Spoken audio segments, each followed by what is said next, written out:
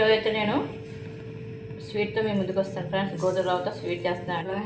గోధుమ రవ్వ రెండు కలిపి హెల్తీ కాబట్టి స్వీట్ చేసుకుని పిల్లలకి స్నాక్స్ చేసినట్టు ఉంటుంది. ఈవినింగ్ వచ్చేసరికి స్నాక్స్ చేసినట్టు ఉంటుంది, హెల్తీగా మనం చేసినట్టు ఉంటుంది. కాబట్టి నేనైతే గోధుమ రవ్వ స్వీట్ కూడా ప్లెయిన్గా అండి ఫ్రై అవుతుండగా మన ఫ్రెండ్స్ ఇవ్వండి వాటర్ చూడండి ఫ్రెండ్స్. మనం ఏ కప్పుతో రవ్వ తీసుకున్నా ఆ కప్పుకి 3 వేయాలి. వాటర్ వేసి ఇటుపక్క మనం వేడి చేసుకోవాలి. బాగా కొంచెం మరగాలన్నమాట.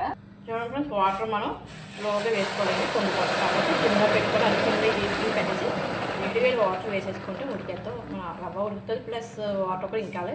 చూడండి మనం లైట్గా యాడిక్కలు దంచి కూడా వేసుకోవడమే. పౌడర్ వస్తుంది దంచి. చూడండి ఫ్రెండ్స్, మనం అయితే కప్పు రవ్వ తీసుకున్నాం కాబట్టి ఎక్కువ పడిచేయాలి. మరీ కప్పు పావు వేసుకుని సరిపోద్ది. స్వీట్ తగ్గట్టు కప్పు తీసుకొని రవ్వ కప్పున్నర, కప్పు ముప్పావు అలా తీసుకొచ్చండి ఫ్రెండ్స్. ఇదంతా ఫ్రెండ్స్ మన కన్సిస్టెన్సీ దగ్గరికి వస్తుంది అయిపోయినట్టండి ఫ్రెండ్స్. ఎంత హెల్దీ ప్లస్ క్విక్గా అయిపోద్దండి. 5 minutesలో మనం చేసేసుకోవచ్చు. టక్కుమని పెద్ద టైం పట్టదు, కానీ హెల్దీ కాబట్టి